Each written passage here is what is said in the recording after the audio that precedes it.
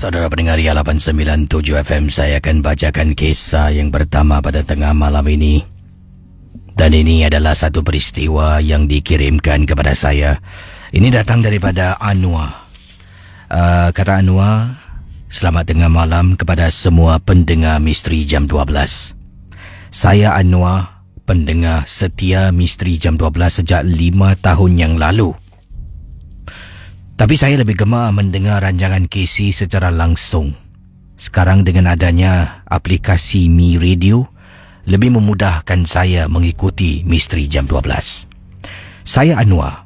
Saya adalah pendengar berasal dari Shah Alam, Malaysia. Pengalaman saya ni ketika saya sedang memandu pada waktu malam. Setelah saya menghantar pulang tunang saya ke rumahnya, saya dalam perjalanan nak pulang ke rumah saya. Rumah tunang dengan rumah saya tidak jauh. Di kawasan yang sama, di Shah Alam juga. Saya menetap di Seksyen 7. Tunang saya menetap di Shah Alam, Seksyen 12. Dari Seksyen 12 pergi ke Seksyen 7. Pada malam disebutkan, saya memandu seorang diri. Tapi Casey, sebenarnya pada malam itu tunang saya difahamkan tidak begitu sihat. Dan biasalah Casey, mempunyai mood yang berbeza-beza. Katanya di sini tunangnya pada waktu kejadian ini berlaku, katanya Anwar, tunang beliau dalam keadaan tidak bersih dirinya lah. Seperti kita tahu, faham-faham je lah Casey. Jadi bila dia jumpa dengan saya, dia dah mula tunjukkan tanda-tanda yang dia ni in a bad mood. Dia beritahu saya, dan saya pun memahami keadaannya, dan saya lebih bersabar dalam situasi yang disebutkan. Apa yang berlaku bila kita nak pulang tu, saya sebenarnya ajak dia pergi ke tempat lain, iaitu untuk makan dessert. Kita telah pun makan malam dan nak ke tempat lain untuk makan dessert. Tapi katanya dia tak ada mood, dia nak balik ke rumah. Dalam perjalanan, saya dapati ada sesuatu yang tak kena. Daripada kita keluar di kawasan restoran, sekitar jam 10 lebih malam di Shah Alam, saya dapat rasakan seperti ada sesuatu yang mengikori. Sebabnya dari tadi, bau harum. Tak henti-henti bau harum ni ikut saya. Saya nak tegur, nak tanya pada tunang. Tetapi takut pula benda ni akan menjadi sesuatu yang tunang saya pun akan membuat dia rasa marah, katanya Encik Anwar. Dipendekkan cerita, setelah saya hantar tunang saya pulang ke rumahnya, tunang saya dah balik rumah. Inilah yang berlaku ketika saya sedang memandu pulang ke rumah seorang diri Casey. Bayangkan. Anda bayangkan ini efek dalam kenderaan. Anwar sedang memandu seorang diri. Anwar kata, saya rasa mengantuk sangat pada malam itu setelah hantar tunang. Tengah memandu, kemudian saya tengok cermin untuk lihat belakang. Jadi bila mata saya ni menjeling pada cermin rear view mirror untuk melihat bahagian belakang kenderaan, saya tersentak sebenarnya. Apabila saya ternampak seperti ada orang di tempat duduk belakang, betul-betul di belakang saya.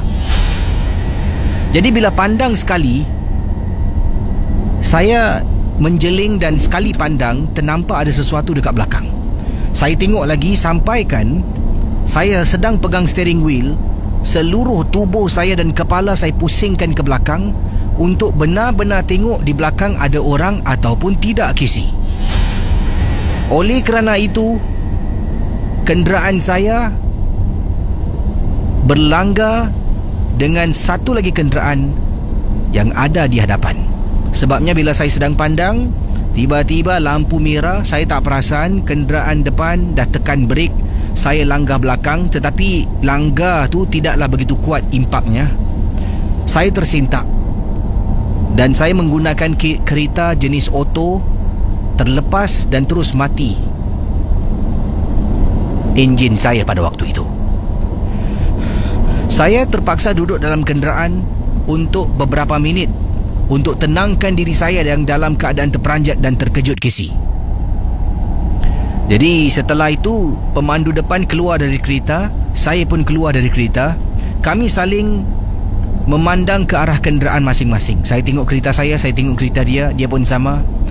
Tidak ada apa-apa yang dahsyat berlaku kepada kedua-dua kenderaan, melainkan kenderaannya cuma bahagian bumper belakang tu agak tertanggal. Kemudian dia bercakap dengan saya dan saya rasa bersyukur sebenarnya. Saya tidaklah terlibat dalam kemalangan yang teruk. Jadi dia tanya, kau okey tak? Aku okey. Sorry saya minta maaf dengan dia. Dan saya sebenarnya katakan pada dia yang saya nak serahkan dia duit. Tak payahlah dan tak perlu claim insurance. Kemudian abang ni dengan keluarganya, abang ni keluar kata tak apa. Ini bumper ni aku boleh tolak balik, tak kisah. Kau okey Dia tanya saya. Okey. Orang kat belakang kau okey tak? Abang tu tanya pada saya. Saya terdiam seketika. Orang belakang, saya tengok dekat belakang, memang nampak ada orang, Casey, tengah duduk dekat belakang tempat duduk saya. Kereta saya ni jenis tinted, tingkapnya tinted. Jadi sebelah tepi tak nampak, tingkap depan tu tak tinted. Jadi bahagian tingkap depan, cermin depan, boleh nampak tempat duduk belakang yang agak gelap sedikit, tetapi tetap boleh nampak susuk tubuh orang yang sedang duduk di belakang. Jadi pendengar Ria 897 FM, bila saya keluar, saya bercakap dengan dia. Dia pun cakap, okeylah, tak apa. Saya tetap kata, nah ambil. Saya serahkan RM200 kepada pemandu tersebut. Saya kata, tak apa. Mungkin tak boleh pasang balik. Tak apa, ambil. Dia kata, tak payah. Dan kemudian, dia kata, as long as saya okey, tempat belakang okey. Kemudian dia tanya, kenapa kau tak nampak aku berhenti? Saya pun ceritakan. Sebenarnya macam ni. Saya ni sebenarnya bang, seorang tu dalam kereta bang. Habis tu kat belakang siapa? Itulah, saya tengah pandu. Saya tengok kat cermin belakang ada orang. Saya terperanjat. Saya toleh belakang. Itu yang abang stop, saya tak dapat lihat tu. Saya langgar dengan abang. Jadi lelaki ni macam tak percaya. Macam konon-konon saya buat cerita, nak mengada-adakan cerita supaya situasi ni, yelah, saya tidak dipersalahkan. Sememangnya dia dah okey dengan saya. Tapi lelaki tu kata, kau biar betul. Aku masih nampak tengah duduk tu. Dah lah, tak perlulah buat cerita. Aku okey lah. Nanti aku pasang balik bumper ni. Senang je. Dia pun tunduk. Dia tolak bumper. Saya tengok depan mata saya. Saya tengok, perhatikan. Okey, bumper tak jatuh. Terima kasih Baik sungguh, Casey. Nak jumpa orang macam ni memang susah. Kemudian sebelum dia masuk kereta, dia tengok lagi tempat duduk belakang. Dia tepuk bahu saya. Dia kata, tingkap belakang kau buka. Sepanjang jalan kau baca ayat kursi dengan 3 kul. Saya toleh belakang. Tempat duduk belakang dah tak ada orang, Casey. Abang tu masuk balik dalam kereta. Kebetulan lampu dah bertukar menjadi merah. Dari hijau, merah, hijau, dah bertukar menjadi merah. Abang tu berhenti dekat depan, tutup pintu. Lampu bertukar warna hijau. Dia terus pandu terus. Saya ikut dari belakang. Sampai satu simpang saya belok kiri. Sepanjang perjalanan saya turunkan tingkap dan saya membaca surah-surah yang saya tahu. Malam tu memang seram sejuk. Meremang bulu rumah saya. Saya tak pasti dari mana dia ikut, tapi saya rasa mungkin kerana aura tunang saya pada malam itu yang tidak begitu bersih telah pun mengundang sesuatu untuk ikut saya, dan tunang saya sampaikan ikut saya pulang ke rumah. Terima kasih dan selamat tengah malam, Casey. Baik saudara, kisah selanjutnya ingin saya kongsi dengan anda dalam rancangan Misteri Jam 12 di Ria 897 FM. Jadi tadi kisah dari pendengar kita yang katanya Anwar berasal dari Malaysia, menetap di Shah Alam di Seksyen 7. Yang ini seorang lagi pendengar, Dan katanya ini adalah satu peristiwa yang terjadi pada waktu malam. Dan beliau satu ketika dahulu lah semasa usianya muda suka bermain longkang. Ini berlaku di Singapura. Jadi katanya saya suka bermain longkang masih kecil. Jadi longkang ni jenis longkang yang besar. Longkang besar, terusan longkang yang besar. Kami akan panjat turun ke bawah. Jadi longkang bila nak turun ke bawah ni dia ada taktik dan teknik gisi. Antaranya kita boleh gunakan saya kiriman email agak panjang, saya bacakan mana yang perlu dan saya akan terus masuk ke kisah yang ingin disampaikan. Tapi penjelasan sedikit, katanya kalau nak turun ke longkang besar ni ada dua cara. Satu, menerusi longkang kecil. Longkang kecil yang mana kita jalan kaki dekat sidewalk ataupun dekat pejalan kaki ni kan. Ada jaring-jaring ni. Kita angkat jaring-jaring tu, turun ke bawah, kita akan merangkak sampai ujung longkang tu. Dia akan lebih rendah daripada nak turun melalui longkang besar, bahagian atas longkang besar. Satu. Yang kedua, longkang besar ni lazimnya ada lubang-lubang tertentu. Jadi lubang-lubang tu akan dicucuk dengan kayu untuk dipijak sebagai tempat pijak turun ke bawah. Dan longkang ini selain daripada laluan longkang yang terbuka, jadi bila dia turun tu atas dengan dia agak tinggi lah. Bahagian longkang atas tu dengan bahagian bawah memang tinggi. Dan bila dia jalan tu ada bahagian longkang yang atasnya terbuka. Terbuka dan siapa yang diri dekat ujung longkang tu kan, dia ada macam ada pagar hijau tu, boleh menjenguk dekat bawah lah. Jadi makin jauh nanti ada satu bahagian ni, longkang ni akan masuk bahagian tertutup. Jadi tertutup tu macam gua di dalamnya. Dan itulah yang beliau nak ceritakan. Ini kejadian berlaku satu ketika dahulu ketika usianya berapa tahun ni? Kejap. Okey. Ini ketika usianya 15 tahun bersama dengan beberapa orang rakan masuk kawasan longkang. Ini berlaku di kawasan Tampines yang diceritakan. Tapi sekarang tak tahu adakah longkang tu masih wujud ataupun tidak. Inilah kisah yang disampaikan dalam Misteri Jam 12. Baik, kita berkongsi pengalaman yang ini datangnya daripada Ijal, berkongsi pengalaman ketika usia 15 tahun. Dahulu usia 15 tahun bermain longkang. Jadi beliau kejadian ini berlaku di salah sebuah longkang besar di Tampines yang mana beliau masuk bahagian tertutup. Setelah dia turun daripada bahagian terbuka longkang yang besar, yang dalam, dengan lebih kurang 3 orang sahabat, termasuk dia 4 orang. Jadi kami hanya berbekalkan lampu suluh, masing-masing dengan selipar, tak pakai sepatu. Longkang ni licin. Jadi ada kalanya kami jalan ni harus hati-hatilah, takut terpijak lumut, boleh tergelincir jatuh dan menyebabkan kecederaan. Jadi akhirnya bila sampai dekat kawasan yang mana bahagian atasnya tertutup, kami pun buka lampu suluh.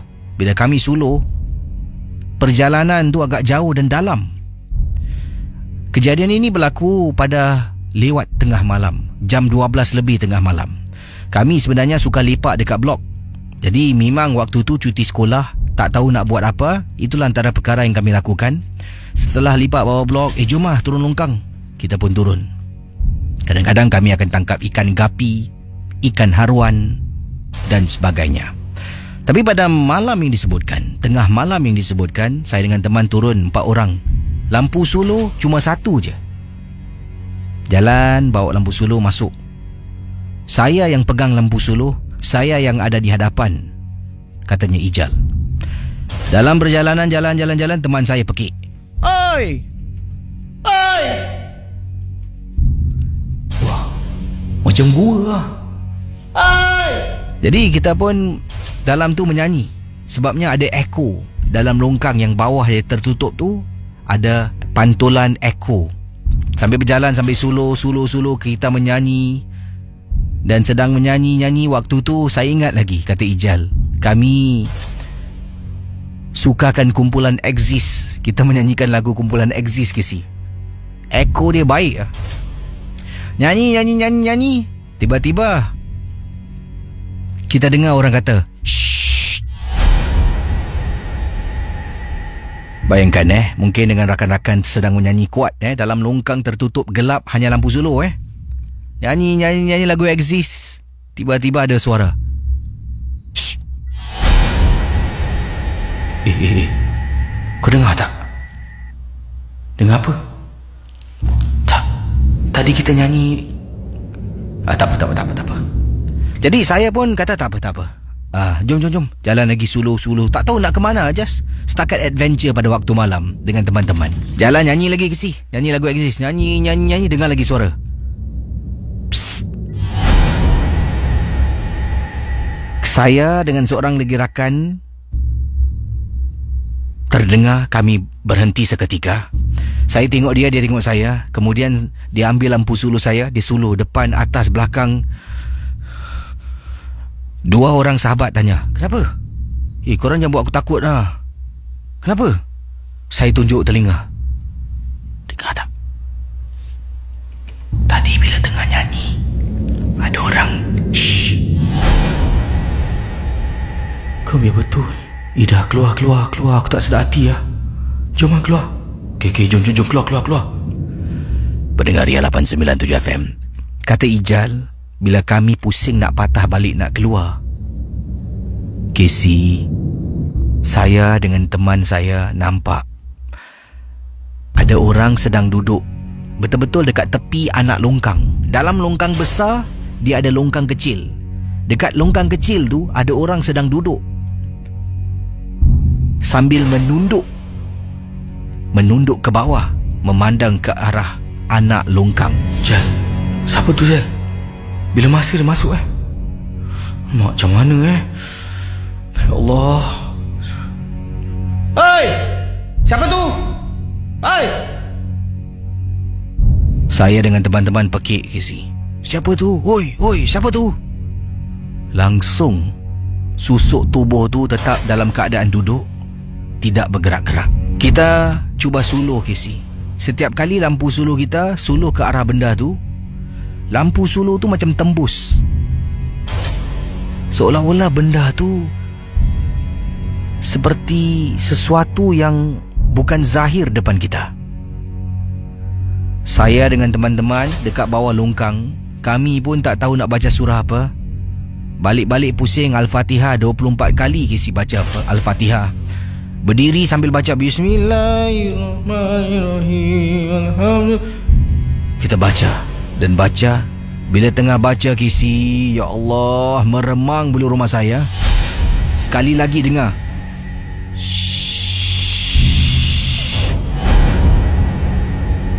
Saya dengan teman tidak ada pilihan. Kami berada dekat kawasan yang mana atas adalah jaring-jaring longkang. Saya dengan kawan saya cuba mencari jalan lain untuk keluar. Akhirnya jumpa, tapi nak kena panjat. Nasib baiklah sewaktu kita usia muda ni, kita memang boleh kaki panjat, kaki lompat kita.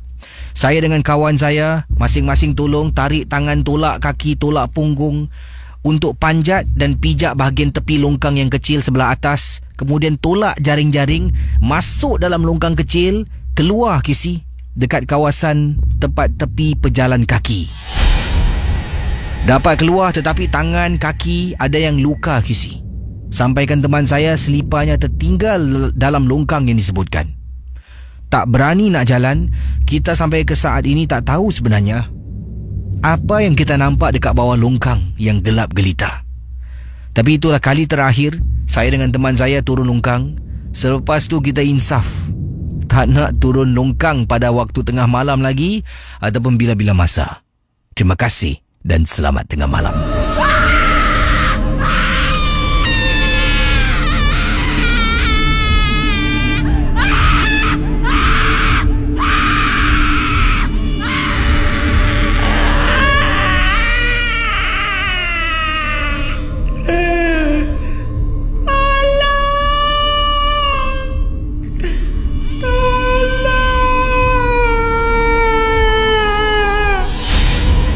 Ada baiknya kau keluar daripada badan dia. Kenapa kau datang dan ganggu keluarga ni? Kenapa? Aku tak ganggu keluarga ni. Tolong, sakit. Abang, tolong saya bang. Sakitlah bang. Jangan dengar. Ini bukan isteri awak. Apa kau nak? Apa kau nak datang ganggu keluarga yang tidak bersalah ni? Inilah kisah yang ingin saya ceritakan. Kiriman daripada Tuan Haji Ismail, seorang pakar perubatan Islam. Waktu itu saya datang ke rumah keluarga ni waktu malam. Sebab kata suami, bila malam saja isterinya akan mempunyai kelakuan yang lain. Dia akan duduk dalam bilik sorang-sorang. Dia akan duduk tepi tingkap, kadang-kadang berdiri tepi tingkap, tengok dekat tingkap sambil main rambut. Dan ada kalanya dia akan menyanyi dekat tepi tingkap.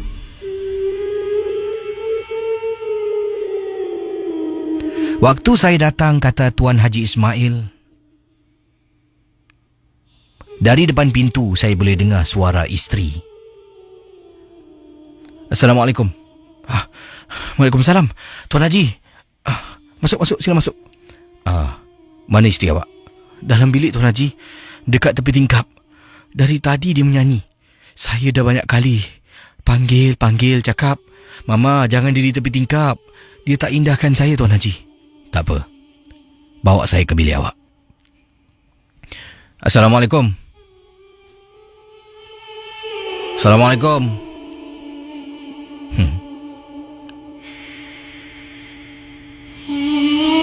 Bila saya baca surah, saya mulakan dengan Auzubillah. Terus dia senyap, Casey.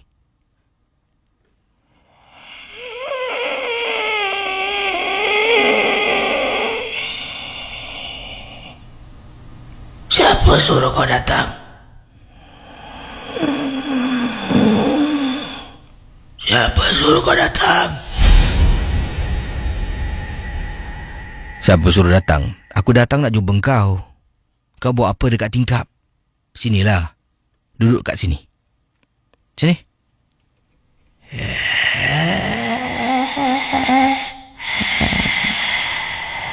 Aku suka diri dekat tingkap. Sebab ramai kawan aku. Dahlah, jangan pergi dekat tingkap. Kau nak datang sini dengan rela atau kau nak aku paksa kau? Kau fikir aku takut dengan kau? Aku tak takut dengan kau. Terus Casey, dia menyanyi. Tanpa henti dia menyanyi. Pendengar Ria 897 FM, dia masih lagi menyanyi. Sampaikan satu tahap, saya terus baca dan baca dan baca. Sampaikan perkara ini berlaku. Engkau degil dengan aku. Orang yang degil, aku kena paksa. Saya pun mula membaca. Bismillahirrahmanirrahim. Kau nak duduk tak nak? Kau nak duduk? Aku duduk sana. Aku duduk sana. Tolong. Sebelum aku bakar kau. Aku duduk sana. Saya terus membaca. Tolong jangan baca panas. Saya terus membaca. Dan saya membaca, Casey. Aku dah duduk. Akhirnya dia duduk kat katil. Jangan baca, bodoh. Jangan baca. Dia duduk di atas katil dan saya lalu bertanya pada dia. Siapa hantar kau? Apa hajat kau? Kenapa kau ganggu perempuan ni? Dia tak bersalah. Dia tetap ketawa, menyanyi ketawa. Bila saya baca, baru dia jawab. Begitulah sesi perubatan yang dijalankan oleh Tuan Haji Ismail pada malam yang disebutkan. Akhirnya, ini bukan sesuatu yang dihantar oleh seseorang, tetapi sesuatu yang berlaku ketika mereka suami isteri keluar. Mereka telah pun pergi ke tepi pantai dan buat sesuatu. Si isteri menegur bila dia ternampak sesuatu. Maka itu benda ni, seperti yang kita tahu, nenek moyang kita, mak kita cakap, kalau dekat tepi laut, dekat hutan, rumah yang kosong, ternampak sesuatu, jangan tegur. Buat bodoh sudah. Kita jangan tunjukkan pada dia yang kita ternampak dia. Sebab benda ni, dia ibarat gangster, Casey. Yelah, kata Tuan Haji Ismail, Casey, cuba saya berikan satu analogi. Kalau Casey nampak seorang lelaki inilah, dia seorang samsing, kemudian Casey tenung tengok dia, dia marah tak dengan Casey? Adakah dia akan cari gaduh dengan Casey? Kebanyakan samsing akan cari gaduh. Begitu juga dengan makhluk jin. Kalau kita nampak mereka kain putih, nampak imbasan sesuatu di tempat-tempat yang mungkin mencurigakan, kita buat bodoh. Jangan kita sekali cakap, apa tu? Busuknya. Wangi Tadi aku nampak macam ada benda dekat situ lah. Bila kita berbuat demikian, benda tu akan sedar, dia nampak aku lah. Aku patut ikut dia balik. Kadang-kadang kita tegur, dia tak ikut. Sebab dia tak sedar yang kita menegur. Tapi ada kalanya bila dia sedar yang kita menegur dia, itulah masalahnya. Dia akan ikut kita dan dia akan mengganggu kita. Saya mengambil masa beberapa jam berurusan dengan makhluk ini sampaikan dia keluar daripada tubuh. Bayangkan pendengar Ria 897 FM. Ini semua akibat mulut badan binasa. Terima kasih dan selamat tengah malam dari pakar perubatan Islam Tuan Haji Ismail. Selamat tengah malam kepada semua pendengar Ria 897 FM. Ini kisah saya nak ceritakan berlaku di sebuah kampung di Kota Baru Kelantan. Orang Kelantan kirim email pada saya. Katanya di sini. Ini kata pendengar kita, namanya siapa ni? Sekejap Khairul. Assalamualaikum, Waalaikumsalam. Saya adalah pendengar Misteri Jam 12. Orang baru mendengar rancangan ini dari Kota Baru Kelantan. Saya nak berkongsi pengalaman saya yang pendek sahaja. Begini kisahnya. Di kampung saya ni ada satu kejadian. Salah seorang penduduk kampung meninggal dunia. Orang yang meninggal dunia ni bukan jalang-jalang orang. Beliau ni adalah seseorang yang berilmu.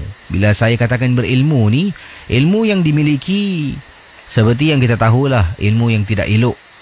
Jadi dipendekkan cerita, bila dia meninggal dunia, dia membuat ramai rasa takut. Sebab sebelum ni pun ramai ibu-ibu di kampung ni akan menggunakan nama beliau untuk menakut-nakutkan anak. Kalau kita keluar balik malam, misal kata saya gunakan tukar nama, saya tak pasti nama anda beri ni nama samaran ataupun nama arwah yang telah pun meninggal dunia ya. Takut-takut sebut-sebut, dia datang, orang hantu Kelantan datang sini, mati aku. Apa khabar ke si? Demo ke Kelantan datang sini nak bercerita. Jadi katanya di sini gunakan nama mungkin Nik Jah. Nama samaran bukan nama sebenar. Katanya, korang balik malam-malam. Nanti Nik Jah datang cari korang baru tahu. Itu ungkapan yang sering digunakan oleh ibu-ibu. Kalau ada anak balik malam, maghrib masih main luar, akan sebut Nik Jah. Jadi Nik Jah ni dah jadi satu ikon dekat kampung sebagai seseorang yang menakutkan, yang menyeramkan. Memang dia seram, tak campur orang duduk dalam rumah. Tapi ramai juga orang yang berjumpa dengan dia untuk dapatkan perubatan. Dan apa yang berlaku bila dia meninggal dunia, dah mula macam-macam spekulasi mulut manusia kisi cerita tentang Nik Jah ni kalau mati tanah tak boleh terima, ruhnya akan keluar bergantayangan dan sebagainya. Katanya ruhnya akan jalan-jalan cari mangsa untuk ganggu. Jadi itu antara versi cerita pertama. Ada juga katakan Nik Jah bila meninggal dunia, dia akan tinggalkan segala jin-jin yang disimpan. Jin ni akan berkeliaran mengganggu penduduk yang kampung tinggal dekat sekitaran kawasan itu. Naik takutlah. Rumah saya pula berdekatan dengan rumah arwah Nik Jah. Jadi inilah kisah yang nak disampaikan. Pendengar Ria 897 FM, katanya Khairul, waktu tu adalah hari yang ketiga setelah Nik Jah meninggal dunia. Ramai masih takut nak keluar. Dapat rasakan suasana kampung pada malam tu memang sunyi seperti beberapa hari sebelum dan selepas Nik Jah meninggal dunia. Kalau tidak dapat lihat budak-budak bermain dekat luar, ada yang sedang berjalan berbasikal. Tapi malam tu memang sunyi sangat-sangat. Jadi saya pun, kata Khairul, sedang berada dekat tingkap. Dekat tingkap rumah saya, rumah kampung, sedang memandang ke arah luar. Sunyi sepi, kedengaran bunyi cingkrik pada waktu malam. Dan apabila saya sedang duduk, kata beliau di sini, dia tulis dalam bahasa yang adanya bahasa-bahasa yang mungkin ayat-ayat yang digunakan tu agak sukar untuk saya sampaikan. Mungkin ada lorat-lorat Kelatih. Saya akan cubalah mana saya faham. Kepada Khairul, kalau sedang mendengar, mohon maaf. Saya tak ubah cerita anda, cuma saya memudahkan lagi untuk para pendengar Ria memahami kisah anda, ya. Jadi berbalik pada kisahnya, dekat tingkap, sedang berdiri dekat tingkap sambil memandang ke arah luar. Dalam hati ni, sunyi betul. Malam ni macam tak ada orang lah. Tiba-tiba saya nampak ada seorang makcik ni sedang menunggang motosikal. Tunggang motosikal lalu depan rumah saya, nak pulang ke rumahnya. Makcik ni tinggal sebelah hujung. Apa yang berlaku, saya nampak di tempat belakang, bukan tempat duduk. Motosikal dekat kampung, berapa laju lah seseorang tu boleh tunggang. Jadi sedang menunggang motosikal dekat belakang, seolah-olah macam arwah Nikja sedang ikut makcik yang menunggang motosikal tu dari belakang. Jadi cara dia berjalan, laju. Motosikal tu bergerak tidak begitu pantas, tapi kalau berjalan ikut motosikal pastinya laju. Bila ternampak keadaan pada malam tu, saya terus jauhkan diri daripada tingkap. Takut Casey, kalau dia nampak saya tengok sedang ternampak dia sedang berjalan ikut makcik tu dari belakang, mesti saya akan dipandang dan dia pula akan masuk ke rumah saya. Tapi setakat ini, kisah tu hanya sebagai satu bahan untuk menakut-nakutkan anak-anak. Masih lagi digunakan nama Nikja, dikatakan di sini, untuk menakutkan anak-anak yang tak nak tidur, yang keluar balik lewat malam, yang seringkali bermain di luar pada waktu maghrib. Ada kalanya dalam rumah sedang baring, kadang-kadang terdengar bunyi sesuatu yang ketuk-ketuk pada tembok, pada pintu, pada jendela. Tapi ini semua hanyalah perasaan kita sendiri. Terima kasih dan selamat tengah malam dari Khairul, Kota Baru, Kelantan. Selamat pagi kepada semua pendengar-pendengar Ria 897 FM. Terima kasih kepada anda yang menemani saya dalam rancangan MJ12 di Ria 897. Jadi kisah-kisah anda dengar setiap malam hanyalah sekadar hiburan, tidak ada sesiapa yang boleh mengesahkan kebenarannya, ya. Jadi rakan-rakan yang ada di Facebook, terima kasih Facebook Ria. Saya cuba tengok siapa yang sedang memantau. Awal tadi saya ada buat video live menunjukkan yang Mediacorp ni dah tak ramai orang, sekadar beberapa stesen radio ataupun kesemua stesen radio masih di sini, dan kebanyakan departmen-departmen, pejabat-pejabat dah pun berpindah ke tempat yang baru. Jadi banyak tingkat-tingkat ni yang mana kalau naik tingkat mungkin tingkat 2. Tingkat 2 adalah departmen untuk sales, urus niaga, dan semua dah berpindah. Jadi bayangkan seluruh tingkat 2 tu tak ada orang, kosong, pejabat kosong. Jadi atas saya B1, kemudian tingkat 1, tingkat 2 kosong, tingkat 3 kosong kecuali pejabat Ria, yang juga mana pejabat Ria ni pun dah berpindah. Cuma konti yang berfungsi sekarang ini, studio Ria. Jadi daripada tingkat-tingkat atas semua dah kosong, tak ada orang. Bayangkan betapa kroniknya tempat ini. Terima kasih, selamat pagi pada anda semua yang sedang mendengar. Kita ada Nur Adilah. Katanya Nur Adilah pendengar dari Shah Alam, Malaysia. Saya tengoklah mana yang saya nampak, saya bacalah. Yang ini daripada Muhammad Nazrin, kata seram kerja seorang. Kalau seram, dah lama saya buat rancangan mungkin cinta cintun waktu malam, ya. Memanglah ini kadang-kadang ada kalanya mungkin segan, ada kalanya rasa seram, bercampur aduk lah. Terima kasih pada Princess Michin dari Sembawang. Terima kasih sedang mendengar sekarang ini. Katanya di sini juga dari teman kita dari Pendang, Kedah, pejuang rockers. Orang rocker. Casey yang ini pula suka dengan kisah pada malam ini. Kita juga ada Rose berwarna hitam dari Tampines yang sedang mendengar sekarang ini. Dari Kampung Pasir Tampoi, Johor Bahru, Ari Sheikh JB. Okey. Kita juga ada teman-teman yang lain seperti Nur Hisham, katanya sedang mendengar di Bukit Batok. Brother Lutfi Amran. Casey, kisah malam ni seram. Malam ni tidak bertugas, dapat dengar MJ12 full. Kalau tidak selalu kerja, ada saja distraction. Kisah malam ni memang best sangat-sangat. Terima kasih Lutfi sedang mendengar sekarang ini, yang mendengar di Tampines. Yang ini ada kata, wow Casey, berani pergi tempat belakang tu sorang-sorang. Jangan cakap upah 2,000, 10,000 pun saya takkan buat. Aziza Anis katanya sedang mendengar sekarang ini, berada di Cairo, Egypt. Wah, ahlan wa sahlan. Tiba-tiba terima kasih. Selamat apa ni, kalau di Cairo, Egypt pukul berapa sekarang Okey, kita juga ada teman kita, siapa lagi sedang mendengar sekarang ini. Kita juga ada Dania Rumina. Kata Casey, hai, saya sedang mendengar sambil buat kerja sekolah saya, dan mendengar MJ12 ni menjadi teman saya setiap malam. Okey, terima kasih.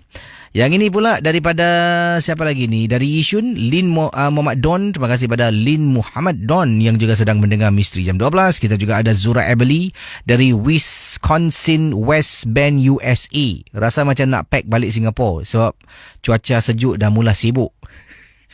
Awak datang sini bak kata orang putih Zura Ebeli, it is always greener on the other side Sini panas dia. Berbahang, keluar sekejap dah berpeluh macam menangis pada peluh Jadi ada orang suka sejuk, bila ke tempat sejuk pula nak panas, bila tempat panas nak sejuk itulah. Terima kasih juga pada siapa ni, Azza Alva, Muhammad Sadiq Arifin. Kita juga ada teman kita, Awan Kecil. Bro Casey terbaik dari Bandar Sanui, Selangor. Orang Selangor apa khabar? Dari Batam, Eddie Suheri. Yang ini dari Batu Haji, Sulastri Ahmad sedang mendengar dari Batu Haji di Batam, Indonesia. Dari Sibu Sarawak, Hapsa Jami. Terima kasih pada anda. Jadi ramai sedang mendengar sekarang ini. Wow, MJ12 dah pun sampai banyak kawasan-kawasan di rantau ini. Okey saudara, saya akan bacakan kisah, tapi sekarang saya nak buka talian. Anda boleh hubungi saya. Bagi yang nak bercerita, tolong ringkaskan kisah anda, jangan terlalu panjang. Ingat orang belakang. Yang penting sekali, suara anda biar jelas. Bila anda bercerita tu, dapat mereka nikmati pengalaman anda. Sebab saya terima maklum balas. Dia kata, Casey buka talian selalu last minute. Jadi bukalah siang sikit. Kita pun nak cerita ni Casey. Okeylah. Terima kasih atas maklum balas. Bila orang kasih maklum balas tu maknanya orang masih kisah, orang masih sayang. Bila orang sayang, daripada mata turun ke hati. Dari hati naik ke mata, mata turun ke hati, maknanya dia tanda sayang. Bila orang tu sayang, orang tu kisah. Orang tu kisah, orang tu mendengar. Terima kasih kerana mendengar dan juga menyayangi Misteri Jam 12 bersama dengan saya Casey di Ria 897 FM. Kita akan buka talian sekarang 669-11897. Baik saudara, silakan 669-11897. Hello, selamat pagi. Selamat pagi. Siapa bercakap ni? Ini Casey. Saya Ram, Casey. Ini panggilan dari mana ni? Dari Singapura. Dari Sentosa. Oh, sedang bertugas? Tidak, sedang rehat. Oh, berehat. Berehat Jadi anda di Sentosa memancing ke bekerja ni? Tidak, bekerja. Bekerja. Jadi pengalaman anda adakah berkaitan dengan Sentosa? Macam mana? Silakan. Ya begini. Sebenarnya saya ni kerja cleaner, Casey. Waktu saya kerja cleaner, semasa saya cuci di bilik air tu, di siang hari, tiba-tiba saya merasakan sesuatu yang tidak menyenangkan. Bermakna rumah saya semua berdiri. Apabila saya cuci, saya ternampak sesuatu, iaitu berupa bagaimana mau dicakap orang pulau belakang mati dulu asalnya kan kenampakan tu Jepun kan bang Casey. Tu Jepun ni terus terang saya nyatakan. Habis setelah itu, kawan saya punya bini mimpi, cakap, Ram, kau punya kawan hantu Jepun banyak yang datang dekat kau, dia cakap kayak gitu. Tapi memang ternyata sampai sekarang rasanya memang kayak gitu rasanya Casey. Itulah pengalaman saya Casey. Walaupun di dalam trauma pun gitu juga, masih lagi ada kayak gini. Itulah pengalaman saya. Anda bekerja di Sentosa dah berapa lama ni? Dalam setahun lebih ada. Jadi bertugas memang ikut shift lah. Ada malam, shift pagi, petang gitu? Tidak, pagi sampai malam. Oh, pagi sampai malam bekerja Wah. Ya. Itu dekat ini Casey yang paling keras ini dekat Fort Siloso Casey. Itu biasalah. Itu kan tempat bersejarah tu Itu paling keras itu. Tempat tumpah darah askar-askar Sampai sekarang masih darah lagi Casey. Jadi pengalaman anda di Fort Siloso tu apa yang mungkin pernah anda rasakan, bagaimana? Yang pernah saya rasakan bila saya masuk dalam terowong, bersihkan terowong itu kan, tempat yang orang kena seksa apa di situ di situ waktu saya bersihkan, kamera saya ni Casey, masukkan kamera ni handphone saya punya handphone itu mati. Tiba-tiba dia memetik lampu itu sosok itu nyala Casey. Bila saya lihat gambar itu, kau kajak mana dan ni telefon ni bisa ambil gambar, ambil foto. Lupa satu cahaya itu keluar di tempat yang terowong itu Casey. Terang. Itu saya sendiri sekarang ini kalau saya menceritakan bulu rambut saya masih berdiri lagi. Ya, mestilah tempat apa ni dikatakan sebuah tempat yang bersejarah tempat pertempuran antara askar Jepun, askar Singapura dengan British Jadi selamat bertugas, terima kasih kerana menghubungi Misteri Jam 12. Terima kasih. Sama-sama, selamat malam. Selamat malam, itu dia teman kita bertugas. Okey, 669-11897 dipersilakan saudara. Yang ini kiriman daripada pendengar kita, daripada siapa lagi? Okey, yang ini daripada Nur Anissa.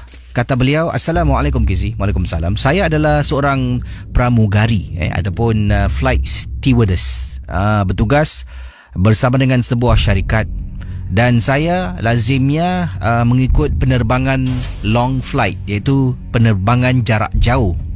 Dan pengalaman saya yang saya nak ceritakan ini adalah satu kejadian yang berlaku di Perancis, yang mana kata Nur Anissa, bila sampai di sana saya tak nak cakap lebih mendalam lagi, tapi katanya di sini kawan-kawan kalau dah sampai di kota Perancis, lazimnya mereka ni semua ialah kalau kita akan berehat, kadang-kadang selama 2 hari berehat sebelum kita pulang ke Singapura. 2 hari kemudian malam mereka akan keluar bersukaria, mungkin pergi clubbing dan sebagainya.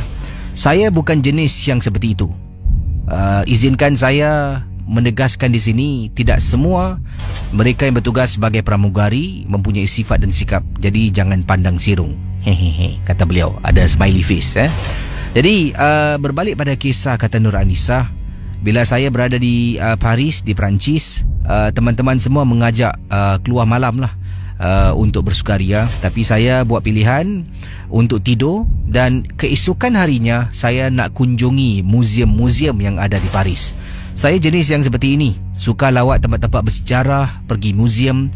Dan teman-teman saya kalau ajak pun mereka memang tidak berminat. Jadi saya lebih rela tidur awal dan bangun lebih awal untuk jalan-jalan dekat kawasan bandar yang dimaksudkan. Bila kawan saya semua keluar, mereka tak akan pulang selagi belum 4 pagi. Tak akan pulang. Jadi mereka keluar, saya pun duduk dalam bilik hotel seorang diri sedang menonton TV. Tiba-tiba saya terdengar sesuatu, seperti ada orang ketuk pintu. Orang ketuk pintu bilik hotel di Perancis. Saya pun bangun, saya ingatkan kawan saya lah yang balik, sebab kunci bilik hotel ni pun diberi hanya 2 kunci. Mungkin salah seorang dari mereka nak pulang lebih awal. Jadi saya pun pergi ke pintu, saya buka pintu, kata Anissa. Apabila saya tengok dekat luar, tidak ada orang. Sampaikan menjenguk dekat koridor, memang tidak ada sesiapa pun. Tapi rasanya macam dengar ada orang ketuk pintu. Mungkin agaknya yang ketuk pintu bilik sebelah, kedengaran seperti pintu bilik saya. Saya pun kembali ke atas katil, masuk baliklah dekat comforter tu. Sejuk sangat pada malam tu, sambil menonton TV. Kemudian sedang duduk lagi, ketuk lagi. Saya cuba dengar dengan teliti, adakah bilik saya ataupun bilik sebelah. Dengar memang ketukan itu adalah untuk bilik saya. Saya pun bangun, Casey. Bangun, saya keluar, turun daripada katil menuju ke arah pintu. Kemudian setengah jalan tu saya berhenti sekejap. Saya cuba nak dengar. Tak ada pun orang ketuk. Tiba-tiba dengar, Casey. Tersentak saya bila dia ketuk sekali lagi. Saya pun menghampiri pintu bilik hotel. bilik hotel saya memang tidak ada lubang, iaitu peephole untuk saya tengok siapa yang ada di luar. Saya pegang dan tarik pintu. Tengok dekat luar, sekali lagi tidak ada sesiapa di luar bilik hotel. Tidak ada sesiapa. Pendengar Ria 897 FM, saya tutup semua lampu kecuali lampu di tepi katil yang terang dengan lampu TV. Lampu tanda saya nyalakan, pintu tanda saya rapatkan sedikit. Jadi bilik hotel tu agak gelap pada malam itu. Apabila saya pusing buat kali kedua setelah saya buka pintu tak ada orang, saya ternampak dekat atas katil bawah konverter seperti ada bentuk susuk tubuh manusia, Kisi. Bila dah ternampak, tangan saya dengan segera terus buka lampu. Kesemua lampu dalam bilik itu saya nyalakan. Mulut Komat Kamid membaca surah. Sambil berjalan, saya membaca surah pada waktu itu. Jalan baca sampai dekat katil. Saya pegang konverter. Bismillahirrahmanirrahim. Saya tarik konverter. Dekat atas katil memang tidak ada apa-apa. Tapi katanya saya nampak dengan jelas ada orang baring di atas katil. Jadi malam tu saya tidak tutup lampu. Setelah saya buka lampu semuanya dalam bilik hotel, saya tidur dengan lampu yang terang benderang. Barulah teman-teman saya balik agak bising dalam bilik hotel. Jadi apa yang kami lakukan, teman saya, kami tidur bilik berasingan. Saya kongsi satu bilik dengan seorang lagi teman, lagi 2 orang teman bilik yang lain. Begitu juga dengan flight steward juga ada bilik yang lain. Jadi bila mereka balik, mereka masuk bilik saya. Nisa, tidur ke? Saya dengar mereka kata, saya pun malas nak layan. Saya tidur teruskan sampai ke pagi. Kejadian ini berlaku mengganggu dan menghantui saya. Itulah pengalaman saya bila saya berada di Paris, di Perancis selama untuk 2 malam, Kisi. Terima kasih. Itu dia kisah pengalaman daripada Anissa yang berkongsi kisah peristiwa yang berlaku ketika dia bertugas sebagai seorang pramugari dan berada di Perancis. Dia katanya, not all flight stewardess. Ada statement Disclaimer. Ya, kita pun tidak pernah terfikir serong macam tu ya. Terima kasih pada Nur Anissa yang sudi berkongsi pengalaman. Baik, silakan 669-11897. Yang ini daripada Mak Buyung. Wow, nama Mak Buyung kata, selamat malam Kisi. Saya ni seorang ibu hamil. Oh, patutlah nama Mak Buyung Mak Buyung kata, saya seorang ibu hamil. Saya suka mendengar MJ12, tapi sejak saya hamil ni, suami saya tak kasih dengar, mak saya pun tak kasih dengar. Saya tak faham kenapa. Apakah di sebaliknya kenapa tak boleh dengar? Katanya di sini kerana hamil, dan ini rancangan misteri ini kait rapat dengan wanita hamil, sebab makhluk-makhluk halus suka wanita hamil. Jadi saya sampai sekarang saya tak faham apakah yang dimaksudkan jangan mendengar sebab saya hamil. Bila suami tak ada di rumah, kerja shift malam, saya seorang diri duduk dalam rumah ni. Saya dengar MJ12. Alhamdulillah tidak ada apa-apa pun yang mengganggu saya. Kadang-kadang ialah rasa seperti seram. Itu perasaan. Tak hamil pun kalau dengar MJ12 rasa seram-seram. Itu bukan sekadar orang hamil. Jadi kata beliau dari Mak Buyung, pada semua ibu-ibu yang sedang hamil, yang sedang mendengar MJ12, you are not alone. Amboi. Okey, 669-11897. Silakan. Baik saudara, sila hubungi saya. Saya harap yang ingin hubungi, jadi anda tahu kenapa agaknya kadang-kadang saya jarang jawab panggilan semua cerita. Jadi harap yang ingin hubungi saya untuk berkongsi pengalaman dan untuk bercerita. Jadi harap maklum di 669-11897. Yang ini kiriman daripada pendengar kita. Ini seorang ibu tunggal. Datangnya daripada Okey, As. Nama yang digunakan samaran nama As. Kata As, Assalamualaikum Kisi. Waalaikumsalam. Saya seorang ibu tunggal. Pengalaman yang saya nak ceritakan ini terjadi pada saya dengan anak saya yang berusia 2 tahun. Waktu itu saya dalam perjalanan naik bas nak pulang ke rumah mak. Jadi dalam perjalanan, kalau tak silap saya, itu adalah bas yang terakhir. Saya dengan anak saya duduk di bahagian tengah-tengah bas, dekat tengah-tengah tempat duduk bahagian bas. Anak saya ni duduk bahagian tempat duduk dalam, saya duduk bahagian luar, dan ada kalanya dia duduk tepi saya, ada kalanya dia berdiri dekat tempat duduk itulah, dia akan pijak, dia akan pandang dekat belakang. Di satu ketika tu, sedang bas tu bergerak, tiba-tiba dia pusing, dia terus duduk tepi saya, dia peluk saya. Kenapa dengan anak saya ni? Jadi saya kata saya pun tanya dengan anak saya, adik, what happened? Kenapa? Dia macam takut tau. Dia katanya dalam suara nada takut tu, saya tanya lagi, dan kemudian dia jawab dengan suara halus, momok, momok. Momok tu biasalah, yang kita tahu tu momok tu hantu. Saya pun toleh ke belakang dan tengok tempat duduk belakang kosong je si. Dalam bas tu cuma ada saya yang tengah duduk dekat tengah-tengah, dan tempat duduk depan seorang wanita Cina tua yang duduk di belakang tempat pemandu bas. Jadi saya pun cakap, adik, jangan cakap macam tu, tak ada apa-apa, okey? Anak saya pun berdiri balik perlahan-lahan. Lepas tu dia tunduk balik. Momok, momok, momok. Pendengar Ria 897 FM, kali kedua anak saya buat macam tu, saya dah tahu dah. Mungkin dia ternampak sesuatu yang saya sebagai orang dewasa tak boleh lihat, kata As.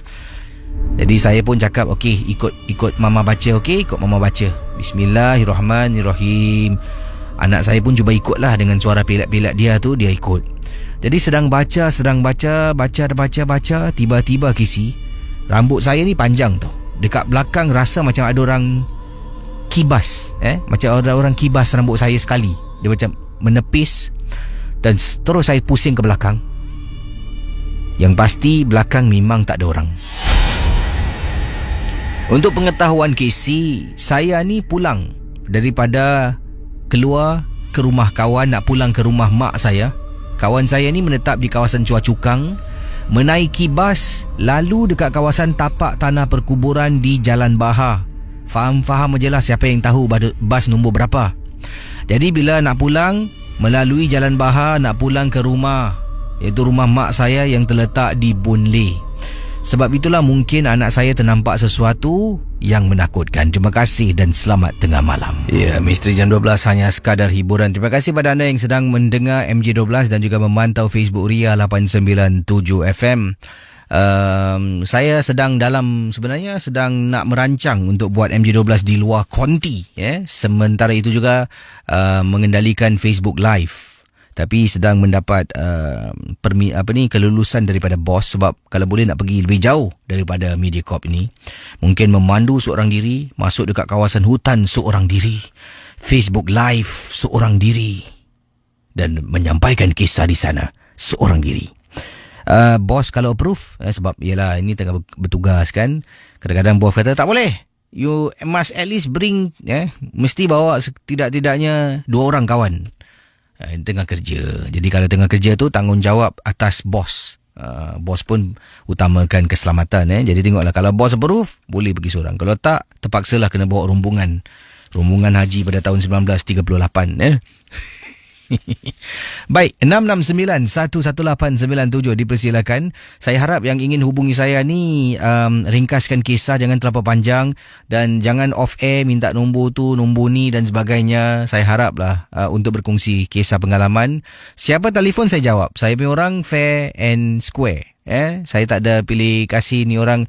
Siapa dapat tembusi, itulah orang saya keudarakan. Melainkan kalau anda ke udara tu dah nak buat lawak ke, lawak Maharaja, ataupun anda mungkin dah terlampau melebihi batas, saya tak akan layan, saya akan putuskan talian. Dan ingat, sebelum jam 2 harus kita akhiri MJ12. Jadi silakan 669-11897. Hello, selamat pagi. Halo, Keseh, apa khabar? Assalamualaikum. Waalaikumsalam. Pak Radim, waalaikumsalam. Ini nak tanya soalan ni. Pak Radim, macam mana Pak Radim boleh call Sekarang ni time ni saya buka talian, mesti Pak Radim masuk. Ya, ini sebenarnya kadang-kadang, Keseh, kalau jodoh tak ke mana. Dan begitu juga Misteri Jam 12 ni pun kadang-kadang ada .com untuk cari jodoh. Mungkin aku jodoh setia dia lah, Keseh. Tu, asal Pak Radim call, mesti waktu ni nanti orang ingatkan saya ni sepakat dengan Pak Radim pula. Nak cakap jujur untuk para pendengar, aku sayang korang macam saudara. Dia pada cakap, Casey tak pernah pun berkompromi dengan Pak Adin. Lillahi ta'ala, tak aku dah sebut nama Tuhan. Sebenarnya Pak Adin sendiri yang call. Okey, Pak Radin, kisah silakan. Dia ada kena mengenai innocent Casey. Dia .com just Mr. Cool, Mr. DJ, famous. Tak ada apa-apa. Pak Adin yang call, volunteer sendiri, ikhlas aku. Boleh Pak Adin? Okey, silakan Pak Radin. Ni Pak Din kisah satu kes kronik. Tadi Casey kan sentuh tentang wanita hamil kan. Yang kalau boleh dinasihat jangan dengar misteri ke, jangan apa. Sebenarnya ada rahsia Casey memang ilmiah. Wanita hamil Pak Din kasih pandangan wanita hamil ni Casey, diorang adalah satu naluri ibu yang telah berbadan dua. Apa pasal dipanggil berbadan dua? Sebab ada baby yang suci dekat dalam perutnya lah, sayang baby aku. Jadi apa nak buat? Pak Din cakap, apabila wanita dah hamil, dia dah menjadi janin, baby dah ada dalam 3 bulan Casey, dah ada dalam keadaan yang 4-5 bulan sampai 6 bulan, mereka dah ada, iaitu Casey tahu tak?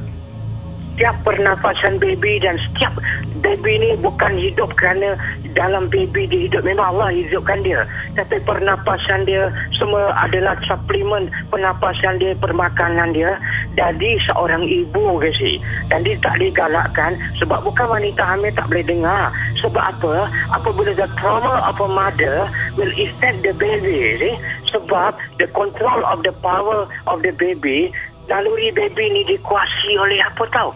Minda ibu yang melahirkannya. Itu pasal apabila trauma ibu jantung berdebah, baby akan rasa gelisah dekat dalam perut Casey. Apabila wanita tu sedih, baby akan emosi. Itu pasal dipanggil, itu pasal surga ni di tapak kaki ibu. Sebab berat mata mandang berat ibu melahirkan. Korang semua jangan kurang ajar dengan ibu, tak sayang ibu. Jadi apa terjadi Casey? Jadi sebab ini Pak Din cerita sikit lah. Dia dijadikan tak digalakkan. Sebab apa?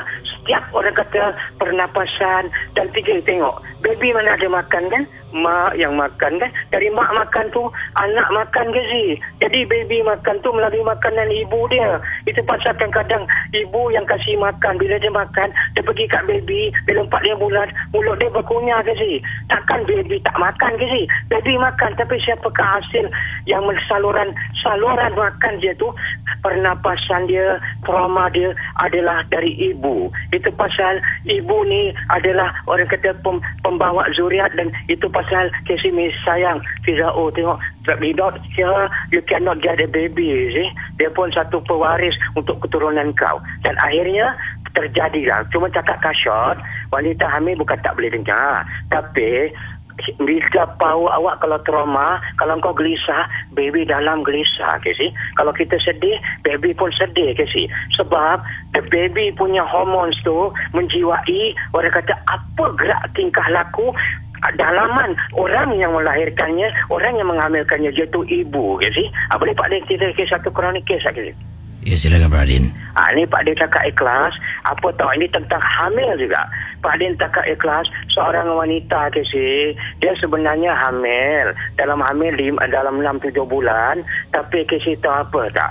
Seorang wanita pun dia hamil. Seorang suami itu janganlah bersikap angkuh. Janganlah bersifat orang kata seperti membenci, memarah, Casey. Memang Casey pernah dengar tak? Kerana tu kes kronik. Kadang-kadang bila hamilnya wanita itu, seorang isteri hamil, laki-laki yang menghidam kan.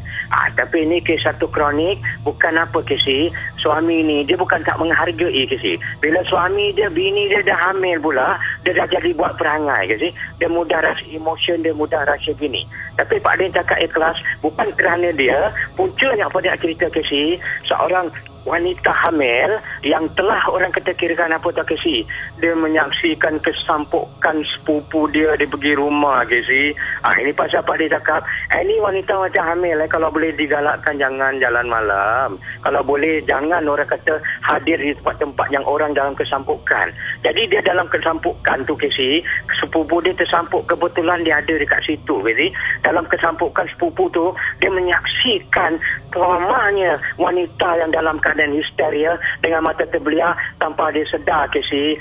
Dia tak tersampuk, tapi dia telah menjadi apa tahu, semangat dia terencat, semangat dia yang tersampuk. Apabila dia balik, orang kata suami dia cakap, yang you punya sepupu tengah tersampuk ni, yang jangan tengok sepupu Wak Imas sepupu satu macam mana pun ada blood relation kan. Dia kata tak apalah bang, nak tengok bang. Tapi dalam dia tersampuk, perempuan tersampuk, dia pun kata terpekik ke histeria orang ubat kan. Dia pun terpekik juga. Macam terpekik kerana takut, bukan dia tersampuk. Tapi tanpa dia sedar, terpekikkan dia dalam dia hamil tu telah tak menguatkan semangat dia, maka dia terkena. Ni kes kronik tak? Orang pernah dengar tak? Mungkin pakar-pakar kalau ada, orang akan tahu.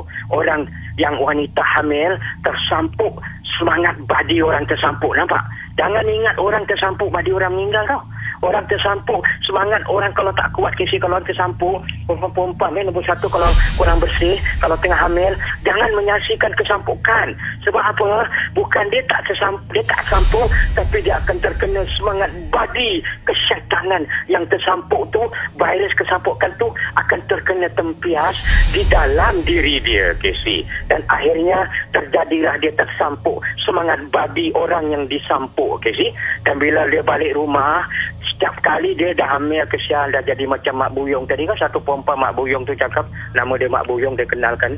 Jadi apa terjadi? Bila dia balik aja, dia telah menjiwai kesampukan sepupu dia tu, walaupun dia hanya tengok dari jauh begini, dan dia telah menjadi satu apa tahu, she snapshot whatever the problem, whatever the tragic yang terjadi waktu di rumah sepupunya. Dan akhirnya Casey, rupanya dia balik malam, orang kata dia menangis diri. Dia kata, bang, aku takut bang, kenapa bang, saya nampak perempuan tersampuk tadi sepupu saya sampai sekarang tak boleh tidur bang. Orang kata saya nampak mata terbeliak. Sebab apa rupanya, waktu perempuan tu tersampuk, mata dia yang terbeliak tu terlalu terjeling-jeling dekat dia, dekat wanita tersampuk tu, mata dia terbeliak. Tapi perhatikan dia Casey, jeling tak je. Pasal apa tau?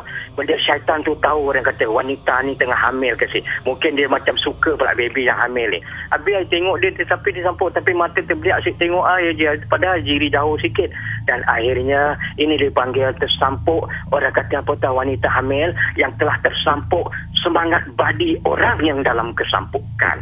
Dan akhirnya apa tahu terjadilah kesampukan badi kerana orang tersampuk ini, dan dia telah wanita hamil, kesian dah baru 6 bulan. Habis ni first baby pula. Habis mudah-mudahan nanti Casey dapat satu baby girl lah. Pasal bila Pak Din datang, dia cakap Pak Din ni baby girl, Pak Din telah scan. Akhirnya dia cakap Pak Din, laki dia tak sanggup. Awak ni kenapa ni menangis, kau emosi dan kau begitu sedih? Dia cakap, abang saya bukan sedih bang, I feeling so down because I keep on remembering the so-called thing that tragic happened to my cousin bang. Orang kata, habis macam mana bang, malam tak boleh tidur, terencat bang. Kesian Casey. Dan akhirnya suami dia, isteri dia, orang kata cakap bang, call bapak dia. Dia panggil bapak dia pun tukang ubat yang baik. Tengok seorang bapa walau macam Wak Imah, isteri anak perempuan dia dah jadi seorang, dia tetap sayang anak dia. Satu dari kau tetap anak aku tau, walaupun kau dah jadi suami orang. Dan dia dengan suami dia, bapak dia dengan mak dia datang. Bapak dia cuba bantu saya cara rukyah macam gini, tapi tak berjaya. Bukan tak berjaya, mungkin jodoh tu belum, tapi bapak dia satu ni kenal Pak Radin lah. Bapak ni cakap, saya kalau Pak Radin lah, orang kata dia cakap, Pak Radin boleh tak saya anda bantu anak perempuan saya, tapi tak berjaya lah Pak Din. Pak Din cakap, kau bukan tak berjaya, mungkin rezeki kau belum, mungkin Allah belum izinkan. Tak pun kau lepas bantu, Pak Din join venture, aku bergabung ilmu aku untuk membantu. Mudah-mudahan ada enhancements lepas kau bantu. Lepas tu bila Pak Din datang, apa tahu jadi Casey? Dia dalam menangis, dalam kesogolan, dan tengok dia dah jadi penyakit, dipanggil apa tahu? Kemurungan, anxiety, gara-gara hanya spontan dia pergi rumah sepupu dan nampak terkesampukan, orang kata kena semangat badi orang tersampuk. Keadaan tu membuatkan dia jadi kemurungan dan tekanan jiwa. Bayangkan dia tekanan jiwa, kalau dia keep on kemurungan Casey, baby yang keluar tu akan jadi subnormal dari segi, not normal dari segi, will affect the baby mind power, dan budak tu akan jadi IQ yang tak kuat Casey. Sebab hamilnya seorang wanita, apa pukulan debaran jantung, apa pukulan emosi dia akan menjadi baby yang suci. Alamak, sedih betul lah. Jadi apa terjadi? Pak Din bantu, dia cakap Pak Din tolong Pak Din. Pak Din cakap dengan ini bapak dia, kau tahu tak, anak kau ni sebenarnya kerana semangat tersampuknya badi orang yang telah disampuk. Saya tak pernah dengar pula kes kronik tak. Pak Din cakap orang tak percaya Casey. Kadang-kadang wanita hamil atau wanita dia kalau dalam kurang bersih, jangan menyaksikan kesampukan yang begitu dalam. Sebab apa? Benda ni ada virus. Ini .com .nonsense punya virus ni, kesampukan setan bullshit ni. Orang kata ada something yang very chronic. Dan akhirnya Pak Din bantu dia cakap, Pak Din tolong Pak Din, saya tak boleh keluar, saya tak boleh tidur, gelisah badan saya. Pak Din cakap, pasal kau gelisah? Kau kan ada suami, suruh suami kau peluk kau lah. Pak Din suami dah peluk pun sama, dan suami saya sayang, saya dah peluk dia Pak Din, tapi dia menangis, saya comfort dia, saya belai dia. Pak Din cakap, untungnya kau dapat belai dengan suami. Tengok, mudah-mudahan Casey pun belai jadi isteri yang solehah. Dan akhirnya Pak Din bantukan dia. Lepas tu Pak Din keluarkan. Puncanya adalah dia kesampukkan semangat badi orang yang dalam sampuk yang begitu mengganas. Dan apabila tersampuk, mata dia asyik menuju kepada